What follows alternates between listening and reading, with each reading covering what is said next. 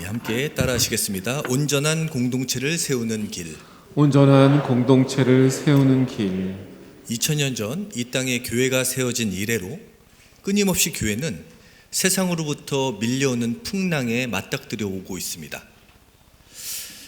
그러나 놀라운 것은 핍박이 시작되고 세상으로부터 박해가 심해질수록 교회는 무너지는 것이 아니라 더 굳건히 세워져 왔다라는 사실입니다. 세상의 어떠한 공격도, 세상의 어떠한 흐름도 교회를 무너뜨릴 수 없습니다. 왜냐하면 교회의 머리는 주님이시고 교회는 예수 그리스도의 몸된 공동체이기 때문입니다. 우리가 부족할지라도, 우리가 연약할지라도 우리의 머리 되어주시는 예수님은 온전하시기 때문에 교회는 결코 무너지지 않습니다. 사도 바울이 에베소서를 기록하고 있는 로마에서도 기독교의 박해가 극심했으나 오히려 교회는 더욱더 굳건히 세워져 갔습니다. AD 64년 로마에서 대화재 사건이 일어나는데요. 이 사건을 계기로 로마에서는 본격적인 교회의 박해가 시작이 됩니다. 그때 당시의 상황이 얼마나 극심했는지 알려주는 흔적들이 지금도 로마 곳곳에 남아 있는데요. 사진에 보시면 한 교회를 소개하려고 합니다. 산타 푸덴지아나라는 교회입니다. 왼쪽에 있는 교회는 모습은 교회 전경이고요. 오른쪽 위에 있는 것은 저 교회 안에 있는 우물이에요. 그 다음에 아래는 이 우물에 순교자들의 피를 붓고 있는 장면입니다. 여러분, 이 산타, 성이라는 의미고요. 푸덴지에나 들어보셨습니까? 저도 이번에 로마를 가면서 처음 알게 된 이름입니다. 이 이름은 성경에 나와 있지 않지만 이 여인의 아버지의 이름은 성경에 기록이 되어 있는데요. 디모데후서 4장 21절입니다. 우리 디모데후서 4장 21절 읽어보겠습니다. 너는 겨울 전에 어서 오라. 으블로와 부데와 리노와 글라우디우사와 모든 형제가 다 내게 문안하느니라. 아멘. 여기서 누구의 이름일까요? 부데라는 사람입니다. 이 부데라는 사람은 성경에 딱 여기 한번 등장하고요. 이 사람 이름만 나오지 어떠한 사람인지 정보는 전혀 나오고 있지 않습니다. 그런데 전승에 의하면 이 부데, 라틴어로 푸덴테라는 사람은요, 로마의 원로원이었습니다. 사회적인 위치가 있는 사람이었죠. 그런데 네로 박해 당시에 베드로의 전도로 기독교인이 된 사람입니다.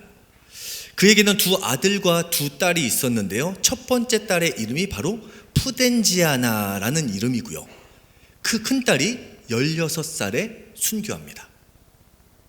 그리고 아까 보신 것처럼 그 푸덴테의 집 위에 세워진 교회의 이름을, 그 큰딸의 이름을 새겨서 기념하고 있는데요.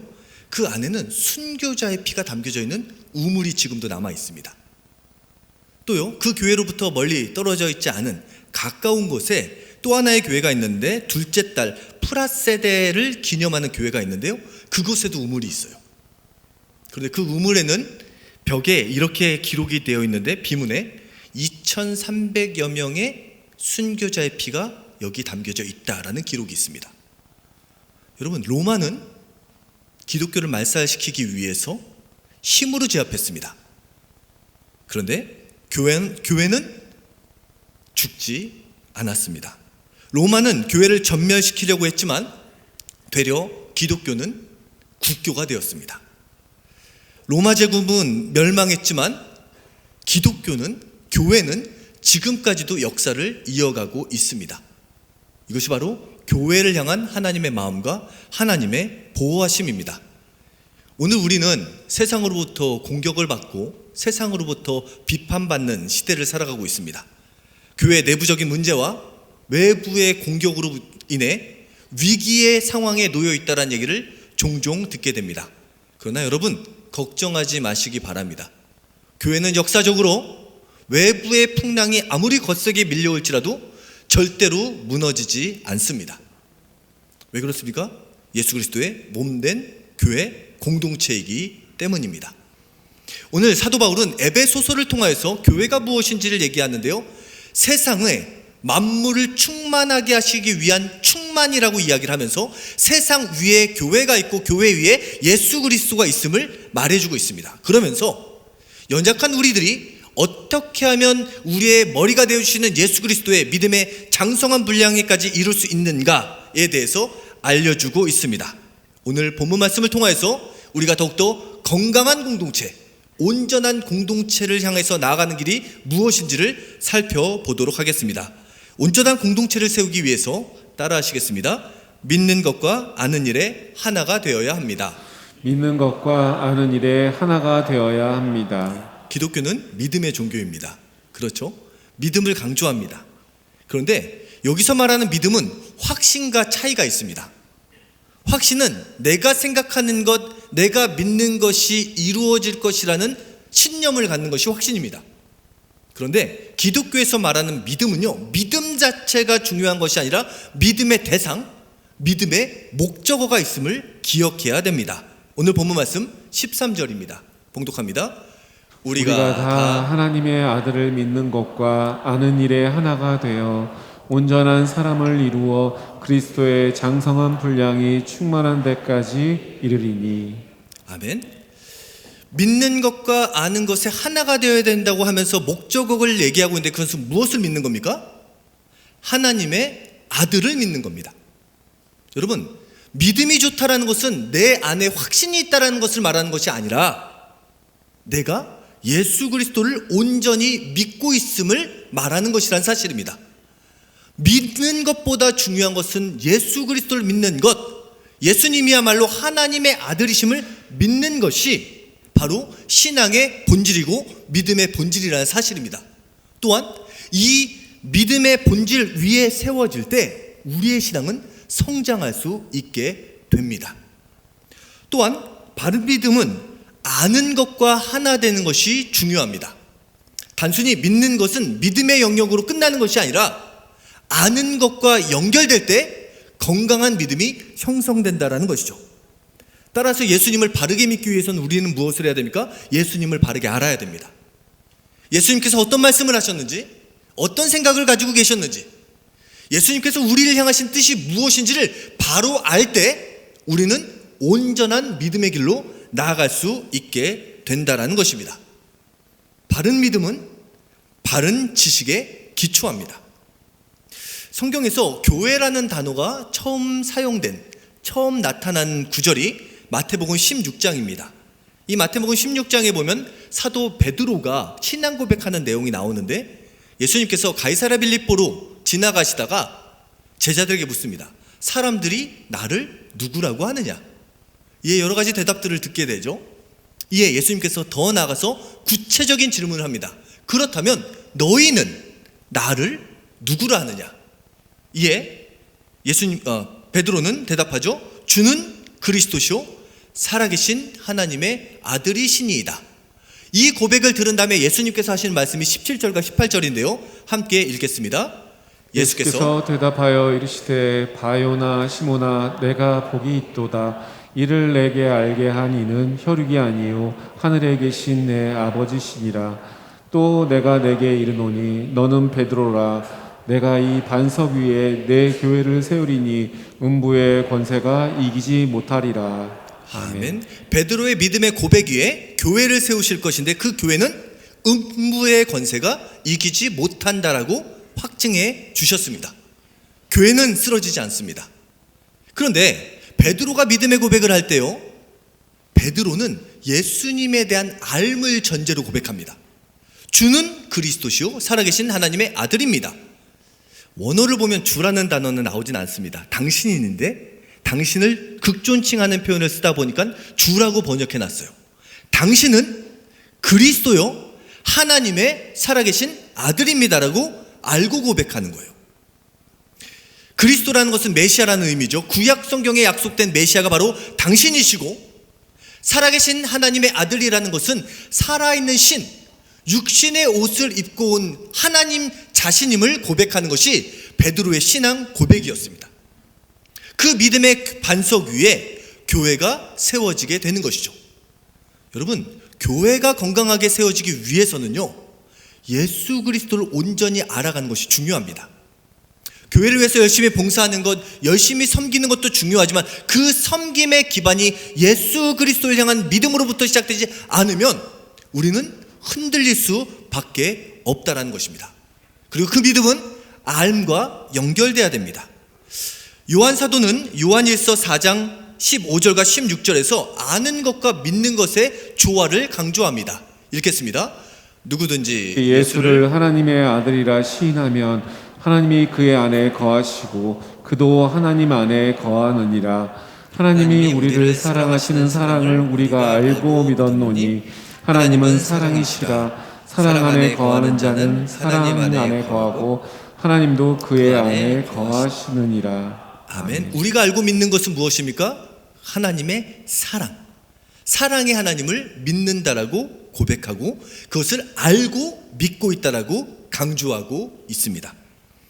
여러분, 믿음이 생기는 것은 순간 일어날 수 있습니다. 안 믿다가 갑자기 어떤 계기로 하나님을 향한 믿음이 생길 수 있습니다.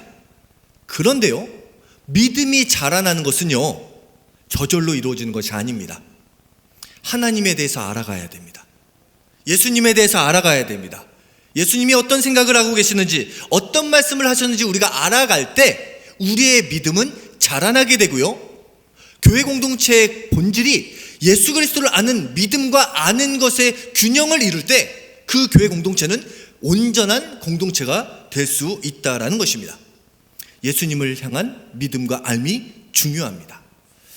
저는 개인적으로 예수님 중심의 신앙을 갖기 전까지 참 혼란스러운 신앙생활을 했던 사람입니다. 왜냐하면 제가 어렸을 때 저는 순복음 교단에서 자랐습니다. 여러분, 여기서 아마 이 자리에 오신 분들 중에 순복음 교단에서 성장하신 분들도 계실 거예요.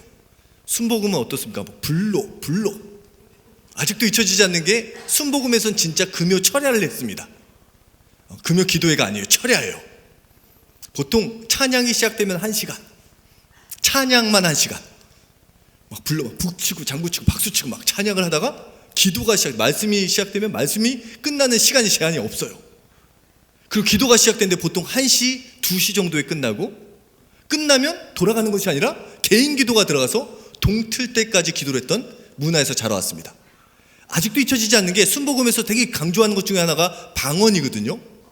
그래서 방언을 못하는 친구들은 따로 불러서 특별 과외를 받습니다. 네. 그래서 간절히 기도해줘요. 근데 그래도 방언을 못 받는 친구들이 있어요. 근데 아직도 잊혀지지 않는 하여튼 좀 특별한 선생님이 계셨는데 너무 안타까운 나머지 방언을 막 가르치는데 어떻게 가르치냐면 코카콜라를 빠르게 하라고. 네, 물론 이게 뭐 정설은 아닙니다. 그분이 그래서 코카콜라 물론 방언은 안 터졌습니다. 그렇게까지 훈련시켜서도 강조했던 곳에서 신앙생활을 했어요. 어린 시절의 추억입니다. 그러다가 초등학교 고학년이 돼가지고 저희 가정은 고신교단에서 신앙생활을 하게 되었습니다.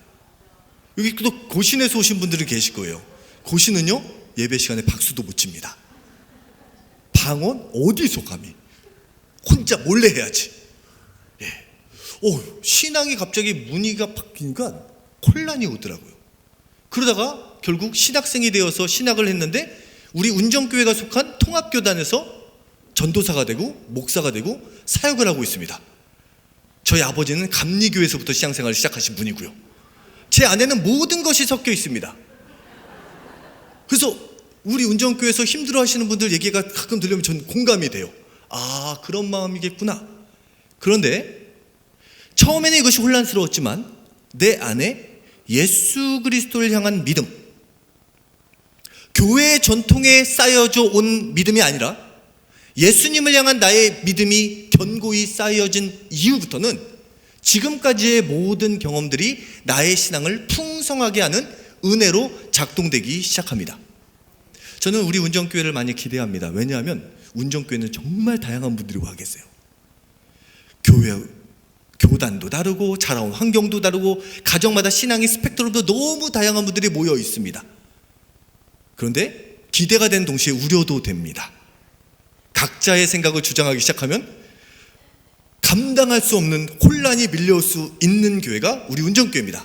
그러나 우리 운정교회의 신앙의 방향이 예수 그리스도를 온전히 알아가는 신앙, 예수 그리스도를 알아가는 믿음 가운데 형성된 믿음의 토대 위에 교회를 세워간다면 우리 온종교회를 통해서 놀라우신 하나님의 은혜, 풍성한 하나님의 은혜, 머리가 되어주시는 예수 그리스도의 믿음의 분량에 도달하는 아름다운 공동체가 세워지게 될 줄 믿습니다.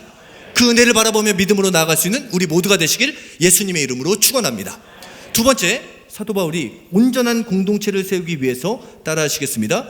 온갖 교훈의 풍조에 밀려 요동하지 않아야 합니다. 온갖 교훈의 풍조에 밀려 요동하지 말아야 합니다. 14절 봉독합니다. 이는 우리가 이제부터 어린아이가 되지 아니하여 사람의 속임수와 간사한 유혹에 빠져 온갖 교훈의 풍조에 밀려 요동하지 않게 하려 함이라. 아멘. 14절은 13절과 연결이 됩니다. 믿음의 장성한 분량에 이르라. 믿는 것과 아는 것에 하나가 되어서 믿음의 장성한 분량에 이르라라고 이야기를 하면서 반대로 조심해야 되는 어린아이의 신앙을 말합니다. 어린아이의 신앙의 특징은 무엇입니까? 사람의 속임수에 넘어갑니다. 간사한 유혹에 쉽게 빠져들어갑니다. 세상으로부터 오는 풍조에 휩쓸려 갑니다. 이것은 어린아이의 신앙입니다. 그렇다면 이 어린아이의 신앙을 극복할 수 있는 비결은 무엇입니까? 바로 지성적인 믿음을 갖는 것입니다. 분별력을 갖는 거예요. 그냥 믿는 것이 아니라 내가 무엇을 믿고 있는지, 내가 믿는 것이 무엇인지를 분명히 알고 믿는 것입니다. 기독교 역사를 살펴보면요, 세상으로부터 끊임없는 질문과 공격을 받을 때 성장한 학문이 하나가 있는데 변증학이라는 기독교 한 학문입니다. 이 변증학의 변호라는 뜻하는 헬라어 아폴로기아라는 단어는 법정에서 피고의 무죄를 증명하는 논리정연한 주장 또는 논증, 신념의 정확성에 대한 입증을 의미합니다. 성경에 봐도요, 이 변호, 아폴로기아라는 단어가 사용이 되는데요, 베드로전서 3장 15절입니다. 읽겠습니다. 너희 마음에 그리스도를 주로 삼아 거룩하게 하고 너희 속에 있는 소망에 관한 이유를 묻는 자에게는 대답할 것을 항상 준비하되 온유한 마음과 노동마하고. 박해를 받고 있는 베드로 공동체에게 지금 베드로가 얘기하는 것은 무엇입니까? 대답할 것을 항상 준비하라는 거예요. 여러분, 안 믿는 사람이 여러분에게 질문할 때 여러분 대답은 잘 하십니까? 혹시 길거리를 지나가면서 이단을 만나면 여러분 이단과 대화할 수 있는 논리가 준비가 되어 있습니까? 여러분, 준비하셔야 합니다. 우리에게는 사명이 있습니다. 복음을 변호할 수 있는 사명. 기독교의 논리와 기독교의 복음이 절대로 무효하다라는 것을 입증할 수 있는 사명이 우리에게 있음을 기억해야 됩니다. 이 변증학이라는 학문은 오르게네스라는 사람에 의해서 3세기 이후부터 발전되어 오기 시작하는데, 오늘 우리에게 많은 도전을 주는 변증가들이 있죠. 프란시스 셰퍼, 라블이라는 공동체를 세워서 기독교적인 가치관을 가지고 세상의 질문에 답하고 있는 그룹들이 있습니다. 또 C.S. 루이스와 같은 사람이 있죠. 여러분, 그런 사람들의 책을 보셔야 돼요. 왜냐하면 그러한 준비와 노력과 사고의 결과로 나온 내용을 가지고 여러분 세상의 모든 것으로부터 변호할 수 있는 준비를 하셔야 됩니다. 저는 개인적으로 되게 좋아하는 한 사람이 있는데 리 스트로베리라는 사람입니다. 이 사람은 시카고 트리뷴지의 기자 출신인데요, 법률부 부장이고 예일대 법학부 출신입니다. 이 사람이 그의 딸이 어떤 일로 말미암아 응급실에 실려가는 과정이 있었는데 어떤 한 크리스찬의 도움으로 말미암아 위기를 넘겨요. 그래서 아내가 교회를 다니기 시작합니다. 그래서 어쩔 수 없이 아내와 함께 교회를 따라가게 됩니다. 그런데 여러분, 무신론자가 교회에 앉아서 예배를 드리는데 이렇게 들어올까요? 이분이 마음을 먹어요. 내가 내 아내를 반드시 해방시키리라. 이 이상한 무리로부터 내 아내를 보호하리라. 그래가지고 연구를 하기 시작하면서 2년 동안 기독교에서 말하는 것들을 체계적으로 질문을 던지면서 파헤쳐 나가기 시작합니다. 그 결과로 나온 책이 바로 왼쪽에 있는 예수는 역사하다라는 책인데요, 과연 예수님에 대해서 기록하고 있는 복음서가 우리가 신뢰할 만한 책인가? 그것을 찬성하는 신학자들과 반대하는 무신론자를 찾아다니면서 전문가들의 의견을 들어보면서 정리를 합니다. 또 예수님이 메시아가 맞는가? 마지막으로 예수님의 부활을 우리는 과연 믿을 수 있는가? 이것 여러 가지 논증을 가지고 내려진 결과 이 사람이 무신론자가 아닌 유신론자가 되고 지금은 목회자가 되었습니다. 우리 크리스찬에게 좀 이런 좀 염려가 있습니다. 과연 내가 의심하고 생각하는 것, 왠지 성경에서 그렇게 말하는 것 같지 않은데 내가 의심하고 생각하는 것이 과연 죄가 아닌가? 내가 이성적으로 접근하면 내 믿음은 약해지는 것이 아닌가라는 우려가 있는데 여러분 절대 그렇지 않습니다. 물론 우리가 믿는 복음 안에는 초이성적인 영역이 있습니다. 그런데 대부분의 기독교의 가르침은요, 합리적이고 충분히 논리 정연한 가르침임을 기억하시길 바랍니다. 우리가 믿는 믿음, 복음에 대해서 잘 논리적으로 준비하여서 세상의 어떤 풍조로부터 우리의 믿음을 지킬 뿐만 아니라 교회를 함께 지켜나갈 수 있는 우리 모두가 되길 예수님의 이름으로 축원합니다. 특별히 이 사람이 쓴 아까 두 번째 책은요, 특종 믿음 사건이라는 책인데요, 8가지 기독교 난제에 대한 변론을 다루고 있습니다. 이 사람이 무신론자였던 시절에 궁금한 것들이 있는 거예요. 그게 8가지로 정리가 되는데요, 띄워주시면 사랑의 하나님이 악과 고난을 허용할 수 있는가? 비과학적 기적 믿을 수 있는가? 생명의 기원과 진화론이면 충분하지 않은가? 살인을 명하는 하나님, 과연 예배받을 자격이 있는가? 왜 예수님만이 유일한 길인가? 영원한 지옥이 무슨 필요인가? 교회야말로 압제와 폭력의 역사가 아닌가? 여전히 회의가 드는데 그리스도인이 될 수 있는가? 라는 질문을 가지고 전문가를 가지고 논의했을 때 이 사람이 내린 결론은 그렇다, 가능하다입니다. 관심 있는 분은 반드시 읽어보시기 바랍니다. 그렇습니다. 우리의 믿음은요, 암과 연결될 수 있습니다. 지성적인 믿음을 통하여서 견고한 반석 위에 믿음을 세워갈 수 있는 우리 모두가 되길 예수님의 이름으로 축원합니다. 마지막으로 온전한 공동체를 세우기 위해서 따라하시겠습니다. 사랑 안에서 참된 것을 행해야 합니다. 사랑 안에서 참된 것을 행해야 합니다. 15절과 16절 읽겠습니다. 오직 사랑 안에서 참된 것을 하여 범사에게 그에게까지 자랄지라. 그는 머리니 곧 그리스도라. 그에게서 온몸이 각 마디를 통하여 도움을 받음으로 연결되고 결합되어 각 지체의 분량대로 역사하여 그 몸을 자라게 하며 사랑 안에서 스스로 세우느니라. 아멘. 머리가 되어주시는 예수 그리스도께 자라나기 위해서 무엇을 해야 된다고 얘기합니까? 사랑 안에서 참된 것을 행할 것을 말합니다. 여기서 참된 것을 행한다라는 단어의 뜻 의미 안에는 참된 것을, 진리를 말한다라는 의미도 포함이 되어 있습니다.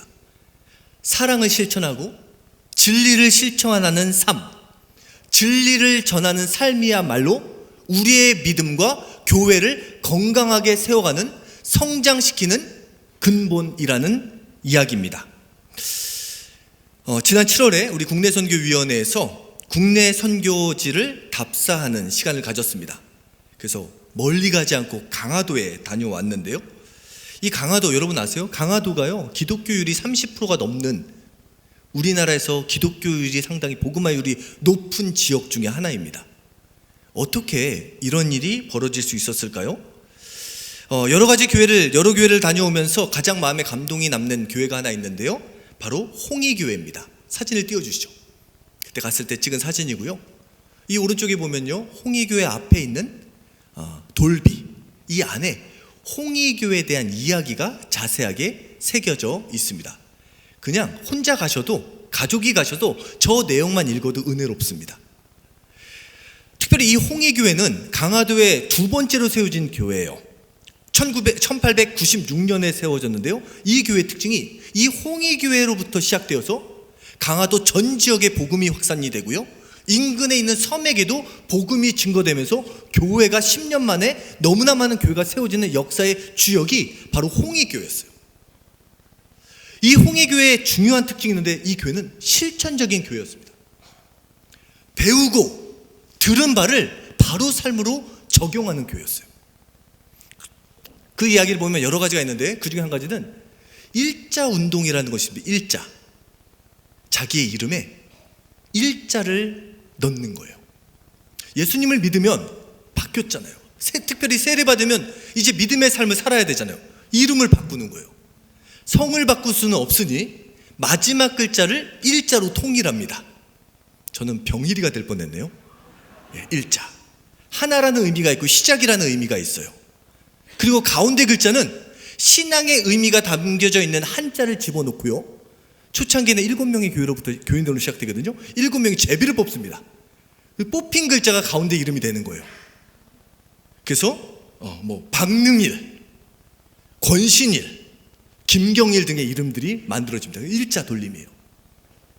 성경에 보면 예수님께서 시몬을 베드로라고 바꿔주시고 야곱을 이스라엘로 바꿔주시는 그런 것을 실천해 보는 거예요.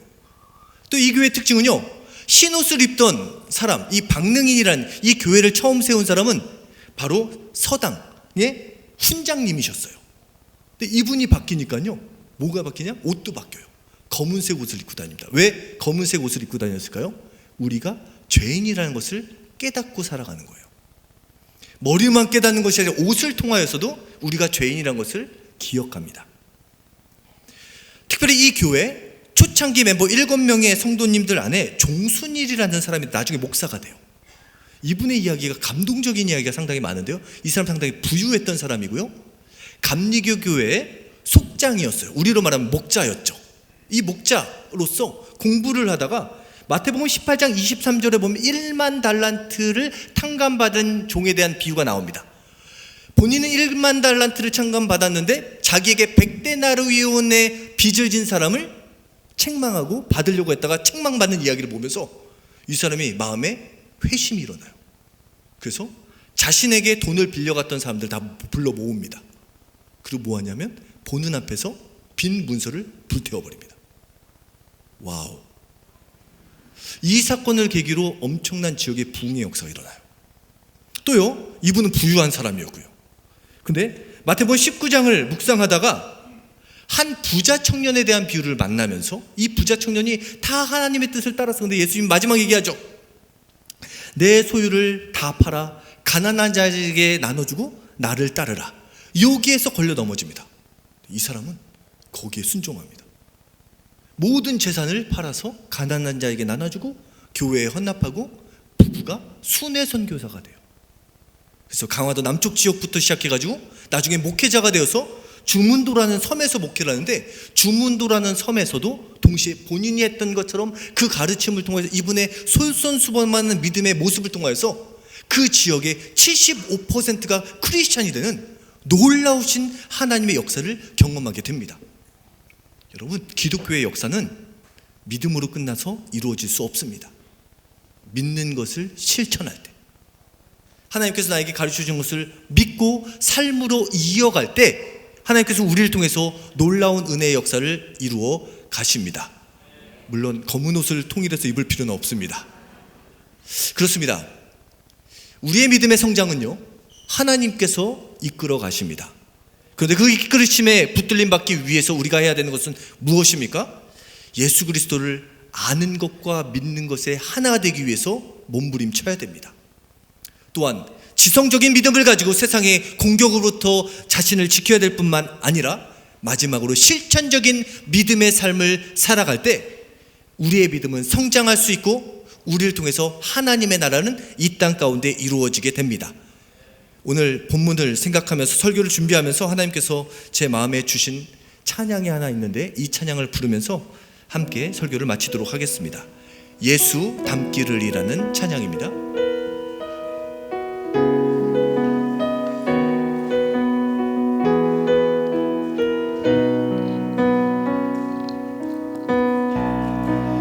내 삶의 소망,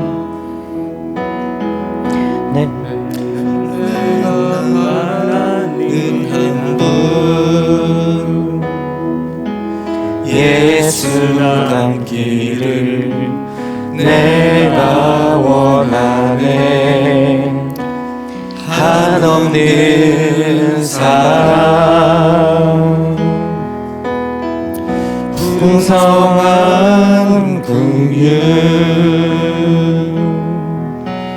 예수 닮기를 내가 원하네.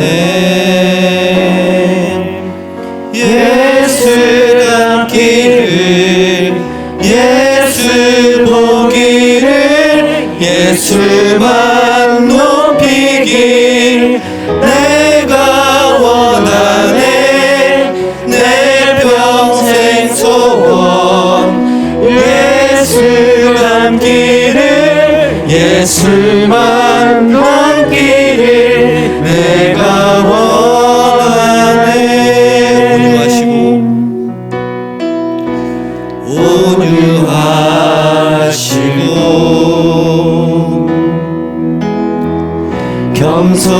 겸손하신 성품 예수 닮기를 내가 원하네. 자비하시고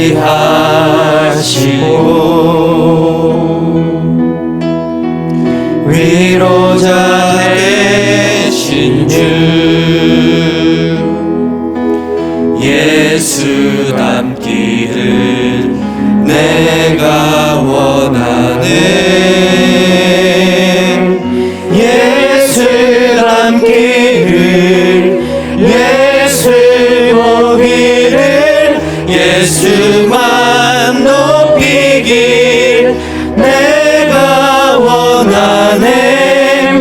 내 평생 소원 예수 닮기를, 예수만 닮기를 내가 원하네.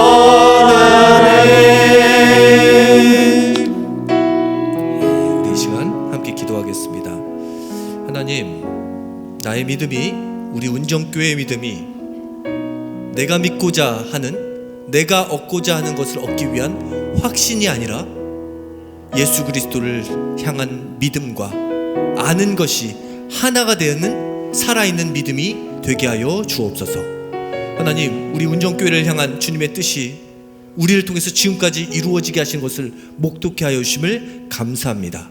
앞으로도 실천적인 믿음으로 지금도 살아서 역사하시는 하나님의 은혜를 경험하는 공동체가 되게 하여 주시며, 건강한 머리 되어 주시는 예수 그리스도를 향한 그 장성한 분량에 이르는 믿음의 공동체가 되는 우리 운정교회가 되게 하여 주옵소서. 우리 주여 한 번만 외쳐 기도하겠습니다. 주여, 사랑과 내가 풍성하신 하나님 아버지 감사합니다. 주님 사랑합니다. 결정하신 하나님의 주님, 귀한 뜻을 우리들이 더욱더 분명히 알기 사랑합니다. 원합니다. 하나님, 주께서 우리들에게 주님, 믿음과 아는 것을 하나가 되게 하시고, 감사합니다. 하나님 우리들의 열정과 예수님을 아는 마음이 믿음이 더욱더 우리 주님의 안에만 몰려 있는 그 것이 아니라, 복음을 내가 세상 믿는 것이 가운데서 아니라 변증하고, 내가 믿음에 또한 그 붙잡히고 복음을 내가 담대하게 예수님을 전하고 아는 하나님의 장중에 붙들림 받아 우리를 통해서 일하시는, 지금도 살아서 역사하시는 하나님의 이야기가 굽혀지는 축복의 통로의 역사의 통로로 쓰임받는 우리가 되기를 원합니다. 우리 귀한 성도님들 삶 가운데 아버지 믿는 것으로 끝나는 것이 아니라 믿음을 실천하기 원합니다. 아버지 하나님, 가정에서 믿음의 실천을 통하여서 지금도 살아서 역사하시는 하나님의 이야기를 경험할 수 있는 우리 믿음의 가정들 되게 하시고 믿음의 삶이 될 수 있도록 은혜를 베풀어 주시옵소서. 우리 운정교회를 향한 주님의 뜻을 바라보며 나아갑니다. 사랑과 내가 풍성하신 주님 감사합니다. 우리 거룩한 빛 운정교회가 믿음의 견고한 반석 위에 세워지게 하여 주심을 감사합니다.